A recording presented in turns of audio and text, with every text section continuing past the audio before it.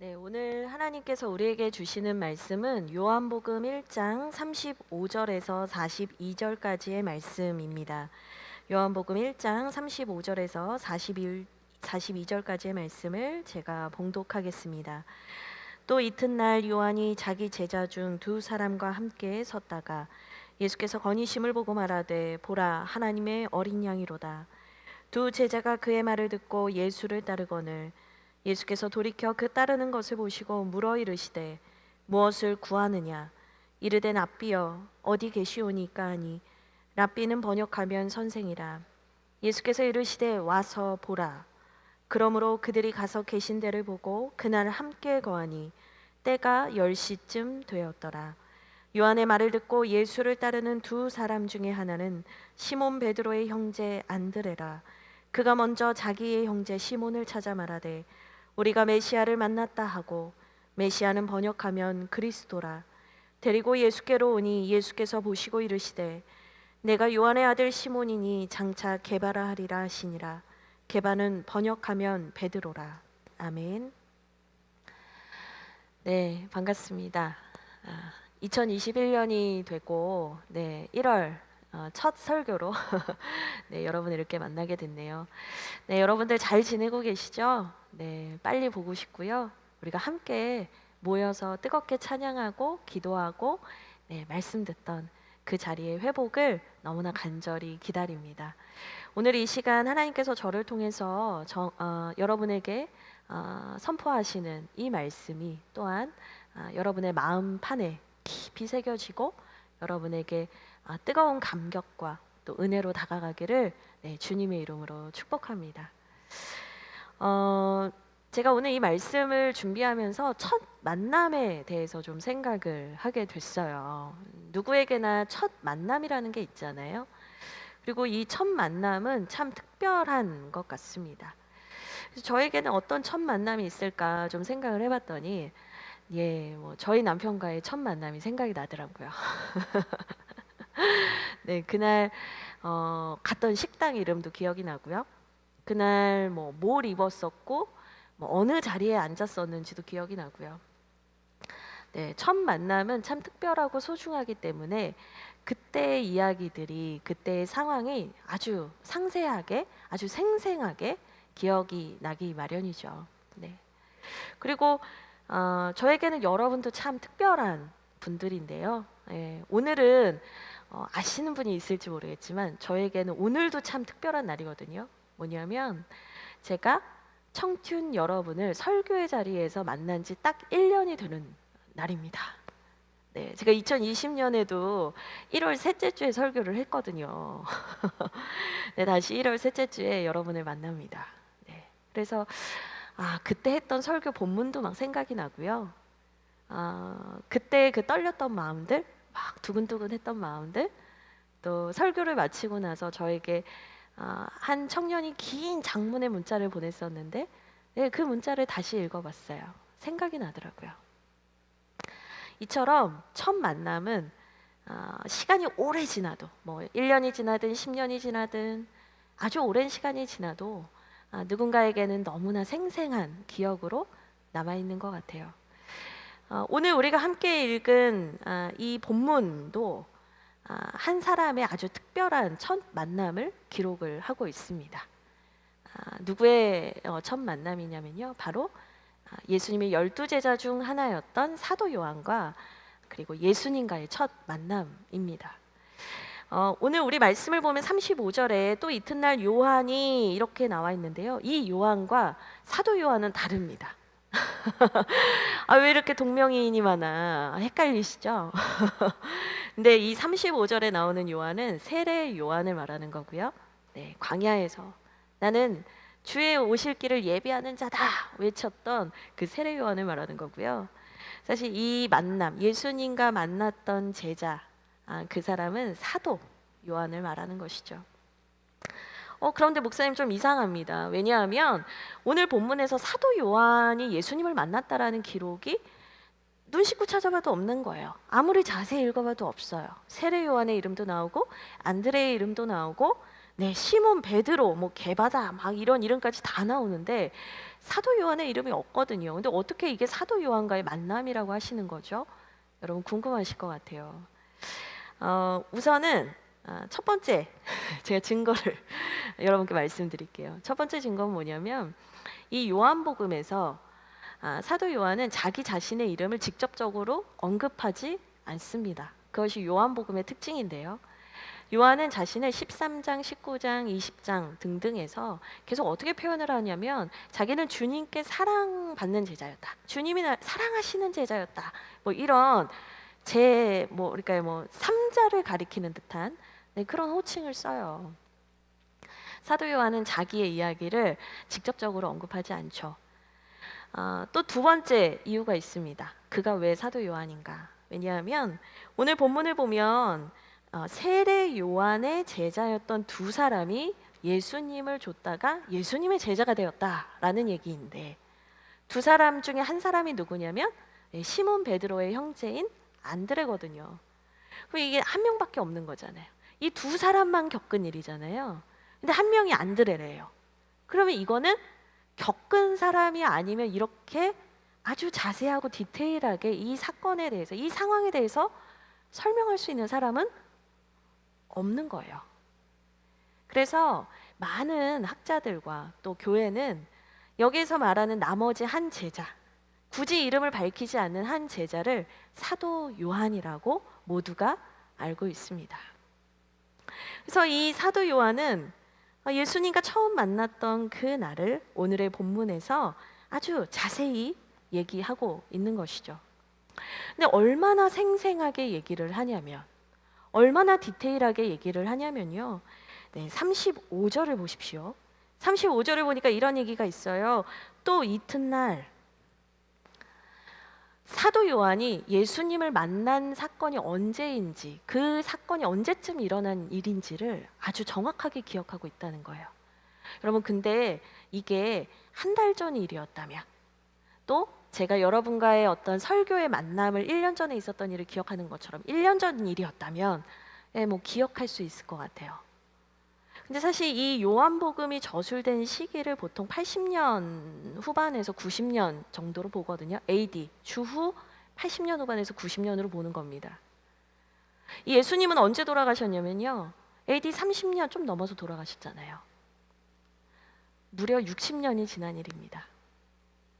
근데 그 예수님을 언제쯤 만났는지 기억하고 있고요. 또 심지어 39절에 보니까 예수님을 만나서 함께 거했던 때가 10시쯤이었다라고 얘기를 하고 있어요. 시간을 기억해요, 시간을. 그리고 38절을 딱 보니까 또 뭐라 하냐면 예수님께서 몸을 돌이키셔서 그 세례 요한의 제자였던 두 사람이 자신을 좇는 것을 보시고 하셨던 말씀까지 기억을 합니다. 너희가 무엇을 구하느냐? 주님 어디 계신가요? 와서 봐라. 예수님의 생생한 그 육성까지 사도 요한은 기억하고 있는 것이죠. 아주 오래전의 일입니다. 이제는 노인이 된, 이제는 늙어버린 사도 요한이 그 아주 자세한 상황들을 기억하고 있는 것이죠. 우리는 여기에서 사도 요한이 이 만남을, 이때를 얼마나 그리워하고 생생하게 기억하고 있는지 알 수 있습니다. 다른 복음서에서 제자들이 예수님을 만났던 순간을 묘사하는 부분들을 좀 보면은요, 이름을 쭉 열거해요. 뭐 베드로를 뭐 세웠고 누굴 만났고 누굴 만났고 누굴 만났다. 조금 더 자세히 설명하는 데를 보면은요, 베드로하고 안드레하고 야고보하고 요한이 그물을 깁다가 갑자기 생각이 안 나네. 물고기를 잡다가 예수님이 나를 따라라. 내가 너희를 사람 낚는 어부가 되게 할게. 이렇게 해서 따라갔던 이야기. 뭐 이런 거 정도가 있어요. 근데 사실은 그게 처음이 아니었다는 거예요. 그리고 사도 요한은 자신이 경험했던 이 이야기를 마치 영화를 묘사하듯이, 너무나 생생한 이야기를 묘사하듯이 아주 디테일한 장면을 그려가면서 얘기를 하고 있어요. 이거는 단순히 예수님이 제자를 세웠다라는 객관적인 사실을 얘기하기 위해서가 아닙니다. 이미 마태, 마가, 누가 이 복음서에서 예수님이 제자를 세우셨다라는 공식적인 얘기들은 이미 있어요. 노인이 된 사도 요한이 아주 시간이 오랜 흐른 뒤에 왜 이 이야기를 이토록 생생하고 아주 세밀하게 전하고 있을까? 저는 이게 객관적인 정보를 전하기 위해서가 아니라고 생각해요. 이거는 사도 요한이 분명히 이 사건을 통해서 말하고 싶은 것이 있는 것입니다. 그렇다면 사도 요한이 말하고 싶은 것은 뭐였을까? 사도 요한이 그냥 객관적인 정보가 아니라 이날의 만남을, 이 특별한 만남을, 주님과의 이 애틋한 만남을 이토록 아주 자세하게 얘기하고 있는 이유는 무엇일까? 우리는 그 부분에 중심을 가지고 오늘의 본문을 바라봐야 합니다. 만약 그렇지 않다면 우리는 이 본문을요 그냥 예수님 만나고 예수님을 또 누군가한테 가서 전했네? 이렇게밖에 해석할 수 없는 것이죠. 이 말씀을 묵상하면서 사도 요한이 왜 이렇게 예수님을 만난 상황을, 그 감격을, 그 감격적인 날을 왜 이렇게 얘기하려고 하는 것일까? 묵상하고 또 묵상했습니다. 그리고 사도 요한이 이 글을 적어 내려가던 초대교회의 상황을 한번 다시 생각해 보게 됐어요. 이때는 어떤 때였는가? 이 상황은 언제였지? 그때의 이 기억사 속으로, 그때의 상황 속으로 좀 살펴보고 돌아보게 된 것이죠. 그랬더니 이 요한복음을 요한이 기록하던 그때는 어떤 때였냐면 교회가 외적으로나 내적으로나 너무나 힘든 때였던 거예요. AD 70년, 그러니까 주 70년에 로마에 의해서 예루살렘 성전은 무너졌고요. 교회는 회파됐고요. 흩어졌고요. 유대인들의 미움까지 받게 됐고요. 예수님을 믿는 것이 너무나 힘든 상황이 된 것입니다. 예수를 믿는다는 게 왜 이렇게 힘든 거지? 예수님이 계신 게 맞을까? 예수님은 갔다가 하늘로 갔다가 다시 오신다고 말씀하셨는데 다시 오시지 않고 그 주님이 다시 오신다는 날은 계속 늦어지기만 하고 내가 예수를 믿는 게 맞는 걸까? 사람들의 마음이, 사람들의 믿음이 흔들리고 요동치기 시작했던 때라는 것이죠. 그들의 믿음이, 견고할 줄 알았던 그들의 믿음이 마구마구 흔들리던 때였습니다. 사람들의 마음에 의심이 자랐습니다. 사람들의 마음에 두려움이 생겼습니다. 교회가 어찌할 바를 모르는 그런 어려운 상황이 펼쳐졌습니다. 오늘하고 좀 비슷하지 않나요, 여러분? 우리가 참 믿음이 있다고 생각했는데, 우리의 믿음이 대단하다고 생각했는데, 우리의 믿음이 견고하다고 생각했는데 두려워서, 불안해서 어찌할 바를 모르고 내 믿음이 흔들려가는 오늘의 우리가 살아가는 시대와 참 많이 비슷한 것 같아요. 사람들의 마음에 의심이 자라고요. 예수님에 대한 기억이 희미해져 가는 2000년 전의 그때와 오늘의 우리의 삶의 자리는 참 비슷한 것 같습니다. 그때 사도 요한이 자기만 알고 있었던 아주 개인적인 일이라고 할 수 있었던 그 예수님과의 첫 만남을 다시 기록하기 시작합니다. 그가 이 이야기를 꺼내는 이유는 그냥 자랑하려고 그냥 사람들한테 이런 일이 있었다고 남겨주고 싶어서, 말해주고 싶어서가 아니죠. 여러분, 성경은 성령님의 감동으로 쓰여진 책이잖아요. 내가 사사로이 쓰고 싶은 것을 쓸 수 있는 책이 아니잖아요. 사도 요한이 자신의 이 이야기, 개인적인 이야기, 사실 다른 사람이 알지 못한다고 해도 아무 상관이 없는 그 이야기를 다시 꺼내든 것은 여러분, 성령님께서 그 이야기를 요한으로 하여금 하게 하셨다는 겁니다. 네가 만났던 그날, 네가 나를 만났던 그 날을 네가 교회와 함께 나누라고 얘기하신 것이죠.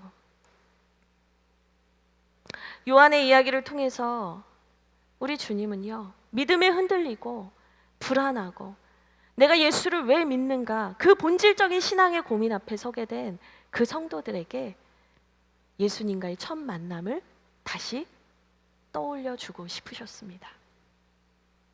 요한의 이야기는 한 사람의 개인적인 이야기, 사적인 이야기처럼 들렸겠지만 사실은 그 이야기가 전달되는 회중은, 독자는, 청중은요, 아마도 자신과 주님이 처음 만났던 그날을 떠올리게 됐을 거예요. 아, 나에게도 주님을 만난 그날이 있었지. 아, 나에게도 주님이 와서 보라고 말씀하셨던 그 말씀이 있었지. 아, 그때가 언제쯤이었지. 그때가 이런 날이었지. 사도 요한의 만남, 사도 요한의 그 첫사랑이 시작된 그 자리의 이야기는 예수님이 다시 오시기를 너무나 간절히 기다리는 초대교회와 성도들에게 다시 그 주님의 사랑을 기억하게 했을 것입니다. 그리고 이 말씀은 오늘 우리에게도 다시 우리가 예수님을 만났던 처음 그 현장을 기억하라고 도전합니다. 여러분이 예수님을 만났던 그 첫 만남, 여러분이 예수님을 따르게 됐던 그 감격의 순간, 여러분이 예수님이 아니면 안 된다라고 여러분의 마음에서 결단하고 그 예수님을 좇았던 그 순간, 우리 주님은 여러분에게 지금 그때를 기억하라고 말씀하십니다. 저에게도 그런 때가 있었습니다. 물론 정말 어릴 때 처음 만났던, 주님을 처음으로 경험했던 그때도 있지만 제 인생의 굴곡점마다, 제 인생의 어떤 고비고비마다 주님께서 만나주셨던 첫 만남과 같은 순간들이 있습니다. 믿음이 연약해져서 다 포기하고 싶고, 무너져서 나는 스스로 더 이상 일어날 수 없을 거라고 여겼던 때가 있어요. 목사님도요? 그럼요. 전 너무나 연약한 사람이에요. 저에게도 그런 때가 있습니다. 그때 주님의 사랑을 다시 기억하게 하고, 다시 주님의 마음, 그 주님의 사랑으로 저를 다시 일어서게 했던, 다시 저에게 소망을 주었던 그 주님과의 만남의 현장이 있습니다. 제가 이 말씀을 준비하면서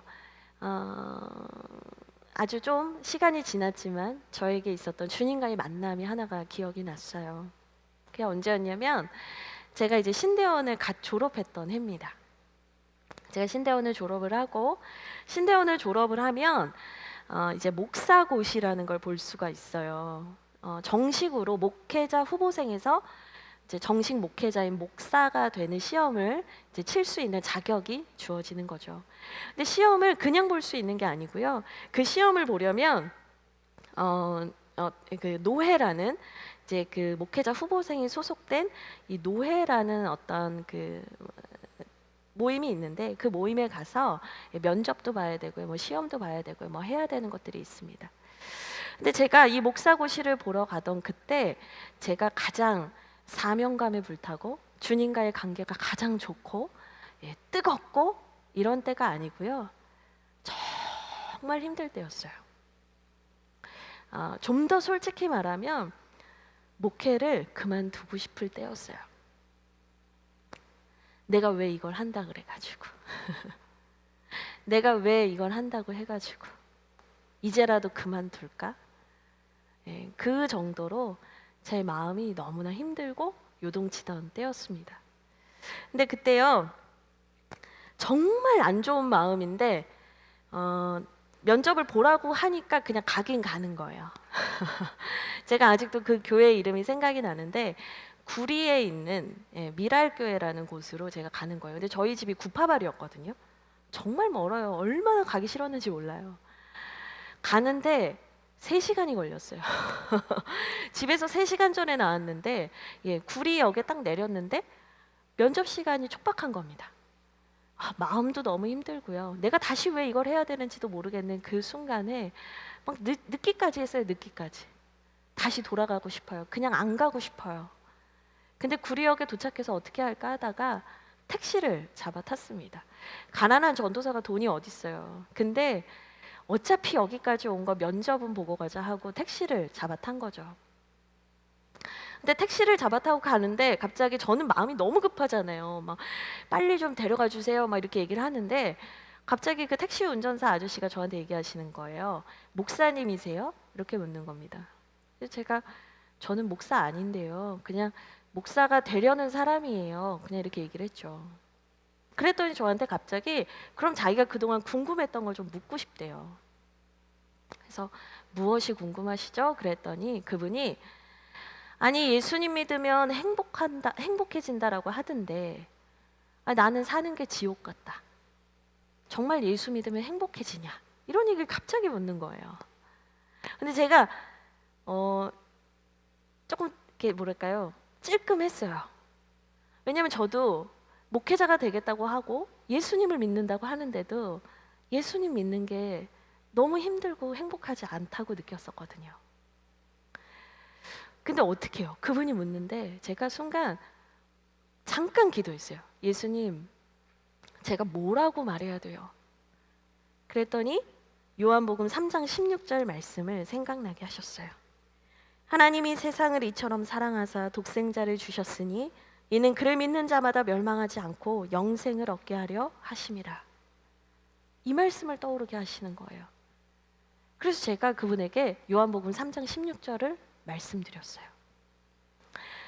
하나님이 세상을 사랑하셔서 지옥과 같은 인생을 사는 우리들을 사랑하셔서 우리들에게 생명을 주시고 우리에게 참 행복을 주시려고 그 아들까지 보내주셨는데 기사님, 예수님 믿으시면 행복하실 거예요. 제가 이렇게 얘기했어요. 그랬더니 그분이 가만히 있어요. 그러더니 두 번째 질문을 하겠다는 거예요. 그래서 제가 너무 당황스러웠어요. 전 마음이 급해 죽겠는데 이분이 운전만 좀 집중하셨으면 좋겠는데 또 물으신대요. 뭐냐고. 그랬더니 그러면 이순신 장군처럼 훌륭한 분은 예수님 모르는데 지옥 가냐는 거예요. 그래서 제가 살다 처음 들어본 질문이었거든요. 그래서 또 기도했어요. 주님, 제가 뭐라고 말해야 돼요? 뭐라고 말할까요? 그랬더니 사도행전 4장 12절 말씀을 주셨어요. 천하 사람 중에 구원받을 만한 다른 이름을 주신 일이 없다. 이 말씀을 주셨어요. 오직 예수 그리스도의 이름 외에는 구원을 줄 이름이 없다는 그 말씀을 주시는 거예요. 그래서 제가 또 그 말씀을 얘기했어요. 사도행전 4장 12절이 있는데요. 예수님을 믿으면 구원을 받는다고 말씀하셨어요. 물론 하나님 선하셔서 그 전에 예수를 모르던 세대에 대해서는 하나님의 방법이 있을 거예요. 그러나 분명한 건 우리는 예수의 이름을 알잖아요. 그럼 우리가 예수를 믿으면 되죠. 제가 이렇게 말씀을 드렸어요. 그랬더니 그분이 갑자기 가만히 계시더니 그럼 마지막 질문을 하겠대요. 그래서 제가 물어보시라고 그랬더니 나는 그럼 예수 믿는데 내 아들이 예수를 안 믿어. 그럼 내 아들은 지옥 가는 거야? 이렇게 물으시더라고요. 그래서 또 기도했어요. 주님, 뭐라고 해야 돼요? 그랬더니 주님이 사도행전 16장 31절 말씀을 주셨어요. 주 예수를 믿으라. 그리하면 너와 내 집이 구원을 얻으리라. 제가 이 말씀을 받고 그분에게 얘기했어요. 주님을 믿으시면 기사님과 기사님의 가족이 구원받으실 거예요. 그래서 제가 제 얘기를 하더라고요. 저희 아버지는 불신자였어요. 저는 엄청난 불교 집안에서 태어났고 어릴 때 교회를 가면 정말 쫓겨나서 밤새 놀이터에 앉아 있었던 적도 있고 예수님을 믿는다는 이유로 너무나 아픈 일들을 많이 겪었어요. 그런데 제가 저희 아버지의 구원을 위해서 정말 기도했고요. 그랬더니 주님께서 저희 아버지도 구원해 주셨고 심지어 제가 그 불교 집안에서 태어났던 제가 이제 목사가 되게 하시려고 주님께서 저를 오늘 이 자리로 데려가시는 거예요. 제 이 얘기를 드렸어요. 그리고 나서 정말 영화처럼요. 제가 구림 미랄교에 딱 도착한 거예요. 그래서 제가 이제 내리려고 하는데 출발할 때, 집에서 출발할 때는 막 예수님을 왜 믿어야 되나, 죽지 못해 믿는 마음, 내가 왜 목회를 해야 되지, 막 별의별 마음이 저를 막 휘감고요. 제 믿음이 요동치고요, 흔들렸는데 그 택시 안에서 그 기사님이 질문을 하심으로 인해서 제가 주님과 거기서 만난 거예요. 주님의 음성을 제가 들은 거죠. 그리고 그 주님과의 만남으로 주님이 저에게 주셨던 그 첫사랑의 은혜들, 불교 집안에서 태어났는데 예수 믿게 해주시고 주님의 종으로 세워주신 그 은혜, 그거를 확 깨닫게 하시는 거예요. 제가 그 날을 이토록 생생히 기억하는 이유, 그 만남에서 주님을 만났기 때문이에요. 그래서 제가 너무나 기쁜 마음으로, 너무나 행복한 마음으로 포스트잇에다가 제가 그 말씀드렸던 그 3개의 구절을 적어드리고, 기사님 꼭 교회 가셔야 돼요, 꼭 예수님 믿으셔야 돼요, 이렇게 하면서 딱 내렸어요. 근데 그 기사님이 내리는 저에게 이런 말씀을 하시더라고요. 좋은 목사님 되실 거예요, 이렇게 얘기하는 거예요. 근데 제가 길에서 펑펑 울었어요. 내 믿음은 흔들리는데, 나는 너무나 연약한데, 나는 왜 예수를 믿어야지 시도 때도 없이 그 은혜는 맨날 까먹고 그 사랑은 맨날 까먹고 예수님한테 원망하고 남 탓하고 늘 쓰러지는 나인데, 주님께서는 이 기사님을 통해서요, 제 안에 있는 주님을 향한 첫사랑을 다시 일깨워 주셨어요. 그때 이후로 목회를 하면서 힘든 적이 없었냐 저한테 물으신다면, 힘든 일 왜 없겠어요. 너무 많았어요. 정말 많았어요. 근데 그때마다 그 택시 안에서 저를 만나 주셨던 주님이 생각나는 거예요. 그래서 그 만남 때문에, 그 만남이 저를 기억할 때마다, 제가 그 만남을 기억할 때마다 그 예수님의 사랑이 과거에 있었던 일이 아니라 오늘 나에게 다시 일어나는 거예요. 여러분, 그거를 우리는 뭐라고 부르냐면 현재화라고 불러요. 이전에 있었던 일인데, 분명히 과거에 있었던 그 은혜인데, 주님께서 그것을 우리에게 다시 기억하게 하셔서 오늘 우리의 마음을 바꾸시는 거예요.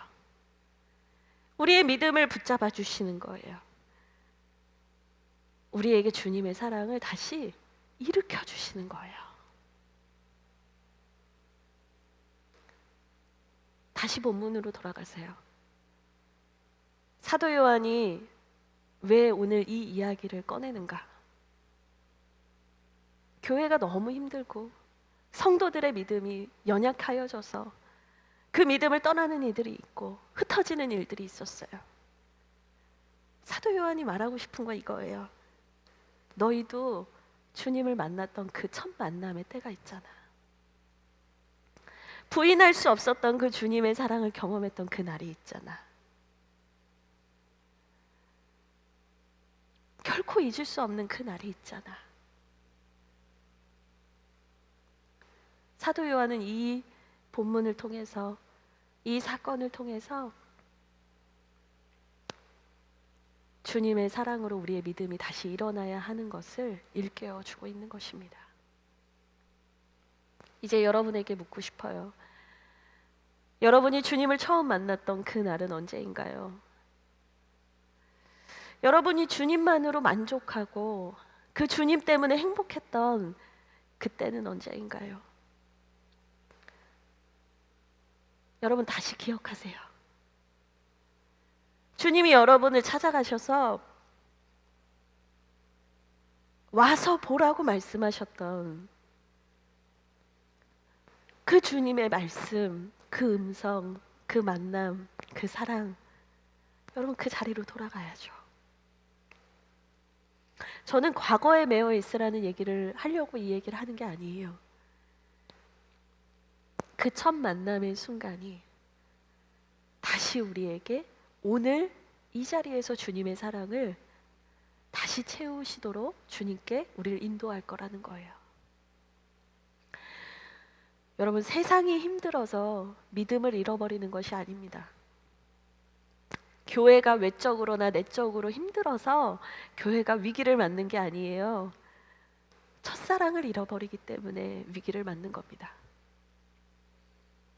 주님의 사랑, 그 첫사랑의 자리가 어디신가요?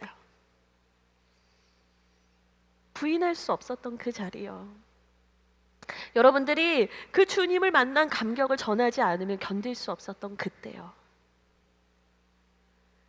안드레가 가장 먼저 41절에 보면 뛰어가서 자기 형제 시몬 베드로에게 얘기해요. 내가 메시아를 만났다 얘기해요.